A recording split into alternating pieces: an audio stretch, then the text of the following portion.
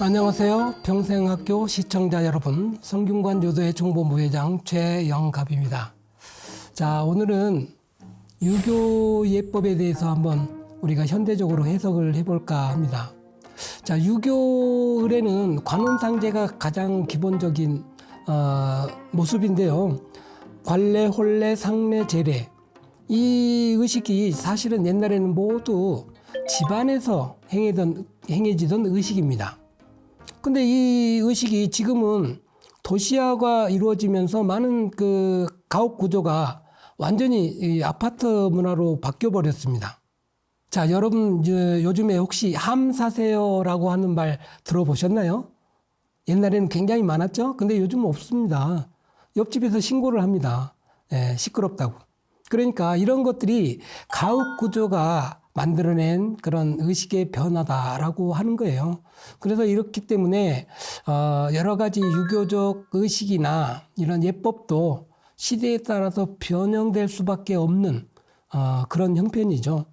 또 특히 유교라고 하는 거는 많은 분들이 좀 어렵다고 생각을 하시죠? 네, 맞습니다. 어렵습니다. 유교는 과거에 우리 조상들이 살았던 시대에는 한자를 주로 이제 썼던 그런 시절이기 때문에 모든 예법이 한자로 구성이 돼 있어. 그러니까 한자로 만들어진, 한문으로 만들어진 이 책이 지금 시대에는 많은 분들이 보기가 어렵습니다. 그러다 보니까 유교하면 굉장히 어렵게 생각하고 유교 예법하면 또 우리가 좀 멀리하게 되는 그런 경향이 있는 것 같아요. 자, 그래서 이런 그 유교 예법에 의해서 우리가 만들어지는 여러 가지 것들이 있잖아요. 뭐 지방도 그러고 뭐 충문도 그러고 이런 것들이 상당히 좀 여러분들이 접근하기가 어렵지 않습니까? 그래서 오늘은 여러분들과 함께 우리 충문을 어떻게 만드는지 이것도 한번 공부를 해볼까 해요. 과연 충문이 어떤 뜻이 담겨 있을까? 왜냐하면 어른들이 맨날 어디 가시면 충문을 읽는데 이 충문이 무슨 뜻인지를 모르고 넘어가는 경우가 굉장히 많습니다. 그래서 젊은 사람들이 감동도 없고 이게 무슨 말인지도 모르고 그런 경우가 많아요. 그래서 오늘은 그 충문을 어떻게 쓰는지 한번 배워보는 시간으로 간단하게 보겠습니다. 충문이라고 하는 게 뭘까요? 어른들에게 고하는 글이죠. 네. 제사를 지낼 때 어른들에게 고하는 글입니다. 자, 우리 옛날에는 자기가 사는 집 옆에 사당이 있습니다. 이 사당의 기능은 제사를 지내는 곳이에요. 근데 제사만 지내는 게 아니라 중요한 일이 있을 때 조상에게 알리는 그런 기능도 있습니다. 마치 우리가 아침에 부모님께 학교에 다녀오겠습니다. 또는 저녁에 학교에 다녀왔습니다. 라고 인사하는 것처럼 옛날 어른들은 중요한 일마다 사당에 가서 아뢰는 의식이 있어요. 그러다 보니까 반드시 그런 의식 속에는 충문이라고 하는 게 따라오기도 합니다. 그러니까 충문을 쓸 때 보면 몇 월 며칠 몇 시에 이렇게 해야죠. 그러니까 우리가 유세차 이렇게 나가는 게 바로 그 날짜를 쓰는 거예요. 자, 그리고 그 다음에 제가 이렇게 이제 알리는 거죠. 그러면 제주인 거죠. 제사를 지내는 사람. 그 사람을 쓰고 이게 가장 기본 형식이에요. 그 다음에 여러 가지 이제 한자어로 된 문장들이 나오는데 사실은 굉장히 간단해요. 근데 우리가 이제 이 간단한 게 어렵게 보이는 거죠. 그래서 제일 먼저 세월이 바뀌어 돌아가신 날이 돌아오니 이게 이제 한자어로는 세서천역 휘일부림 이 부라고 있습니다. 복이라고 안 읽고 부림 휘는 돌아가신 조상들의 함자를 말할 때 우리가 휘라고 해요. 그래서 휘일 그럼 돌아가신 날 이렇게 됩니다. 그러니까 세서천역 세월이 바뀌어 할아버지께서 돌아가신 날이 이렇게 새로 돌아왔습니다. 이 말이에요. 한글로 풀면 굉장히 쉽죠. 그 다음에 이제 추원감시. 세월이 흐를수록 더욱 할아버지가 생각이 납니다. 또는 아버지가 생각이 납니다. 이런 뜻이에요. 그리고 그 다음에 이제 호천만극. 많이 들어보셨지만은 호천만극. 하늘과 같이 은혜가 넓고 넓어 끝간데를 모르겠습니다. 그리고 이제 마무리를 합니다. 삼가. 오늘 이렇게 이제 세월이 흘러 이렇게 제삿날이 됐으니까 삼가. 맑은 술, 그리고 좋은 음식 준비해서 어른들께 올립니다. 그러니까 많이 들고 가시옵소서. 이런 뜻으로 청작서수, 공신전헌, 그리고 맨 마지막에 흠양하시기를 바랍니다. 상양. 이렇게 끝나는 거예요.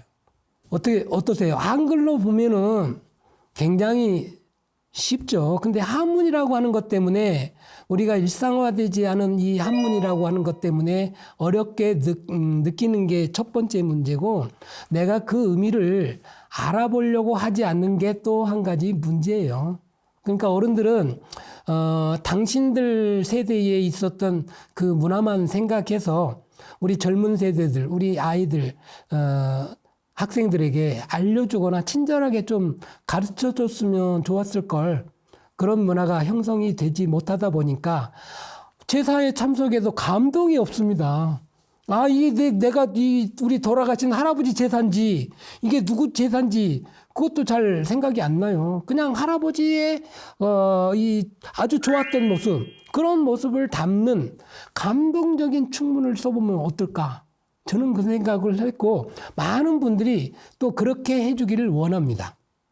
그리고 실제 이제 어른들도 겪어보니까, 아, 이래서는 안 되겠다 해서 요즘은 한글 충문을 만드는 그런 풍습이 또 새롭게 유행처럼 생겨나고 있어요. 자, 우리 한번 다 같이 여러분의 돌아가신 아버님, 할아버님, 뭐 조상들 생각하면서 한번 충문 한번 써볼까요? 자, 오늘이 뭐 2020년 12월 며칠이다. 그럼 날짜를 먼저 써요. 2024년 뭐 음력, 뭐 간지 이런 거 다 빼. 그냥 빼고 그냥 단순하게 연, 월, 일만 써요. 2024년 12월 며칠 뭐 이렇게 쓰고, 그 다음에 뭐 2025년이면 또 25년 뭐 1월 이렇게 쓰면 돼요. 그 다음에 제사 지내는 사람 이름을 쓴다고 했죠. 그럼 아들 누구, 딸 누구 인사드립니다. 이렇게 쓰면 돼요. 자, 옛날에는 아들만 제사를 지냈어요. 네. 우리가 종갓집도 그러고 또 뭐 종갓집이 아니더라도 큰 집 개념이 있잖아요. 큰 집에 큰 아들이 제사를 지내고 막 이랬어요. 근데 지금 시대에는 그러면 큰일 납니다. 아들, 딸 구별하지 말고 이름을 쓰고 그 돌아가신 분의 뭐 아버님이면 아버님, 할아버지면 할아버님 이께 인사드립니다라고 쓰시면 될 것 같아요. 그리고 아까 그 한문의 형식을 조금 빌어서 어느덧 세월이 흘러 아버님 길이 되었습니다. 오늘은 우리 형제 자매 그리고 손자 손녀들이 함께 아버님을 뵈려고 이렇게 모였습니다. 아버님 생전에 웃던 모습이나 손자 손녀들에게 용돈도 주시고 귀여워하던 그런 모습이 떠오릅니다. 너무 그립고 보고 싶습니다. 언제나 인자하시고 한없이 자상하셨던 아버님 생각에 저희들은 사진을 보며 그때를 잊지 못하고 생각하고 있습니다. 매년 아버님 제삿날이 되면 더욱 마음이 울적하고 또 생전에 그 친절한 모습이 생각이 나서 오늘 이렇게 아버님 평소에 좋아하시던 약주와 음식을 조촐하게 준비했습니다. 저희가 살아 생전에 효도를 다 했으면 좋았을 텐데 그렇지 못한 저희들을 용서하시고 오늘만큼은 저희와 함께 편안하게 드시고 가시면 좋겠습니다.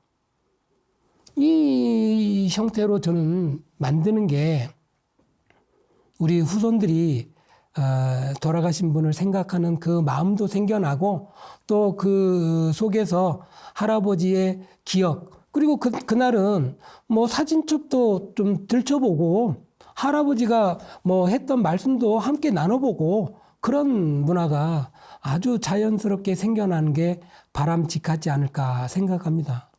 그리고 많은 분들이 두 가지 문제를 저한테 물어보는 경우가 많습니다. 제삿날을 변경해도 상관없습니까?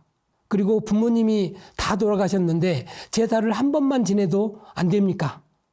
자, 지금부터 그 문제를 답변을 드리겠습니다. 자, 우리는 음력으로 제사를 지내는, 그리고 음력으로 설을 지내는 그런 문화를 가지고 있는 민족이죠. 그래서 이런 문제 때문에 많은 집에서 이 양력으로 옮기면 어떨까 하는 분들이 계셔요. 자, 이 문제는 저 개인적인 생각은 꼭 음력을 고집할 필요는 없다. 여러분들이 집에서 어른들과 상의를 해서 양력으로 바꾸고 싶으면 양력으로 바꾸되, 다만 한 번 바꾼 거는 앞으로는 바꾸지 않도록 분명하게 날짜를 정하는 게 좋겠다라고 하는 걸 말씀드립니다. 그리고 두 번째, 부모님이 모두 돌아가셨다. 근데 두 분 다 돌아가신 날짜가 다르니까 한 분은 뭐 봄에 돌아가시고 한 분은 가을에 돌아가셨는데 봄, 가을에 제사를 지내는 게 원칙입니다. 자, 근데 아버님 제사를 지내다 보니까 어머님 생각나요. 또 어머님 제사 날짜가 되니까 아버님 생각이 납니다. 이럴 때는 어떻게 합니까? 자, 이것도 옛날 우리 예서에, 문헌에 나와 있습니다. 원칙은 각자 돌아가신 날 지내는 게 원칙이다. 근데 아버님, 어머님 함께 사셨던 그런 모습을 생각하면 같이 함께 지내는 것도 괜찮다. 이게 다 옛날에 예서에 나와 있는 겁니다. 이걸 합사라고 해요. 합사. 한꺼번에 모아서 제사를 지낸다. 다만 그 합사의 원칙은 아버님 기일에 맞춰라 라고 하는 게 원칙으로 돼 있어요. 그래서 이거는 누가 먼저 돌아가시나 이 순서에 상관없이 아버님 제사에 어머님 기일을 한꺼번에 모시는 그런 절차가 예전부터 있었다라고 하는 걸 말씀드립니다. 그러니까 앞으로는 합해서 제사를 지내도 예에 벗어나거나 뭐 신뢰가 되는 그런 형식이 아니다. 반드시 아버님 제사에 어머님 제사를 모셔 같이 지내는 그런 절차를 진행해도 상관없다라고 하는 말씀을 드립니다.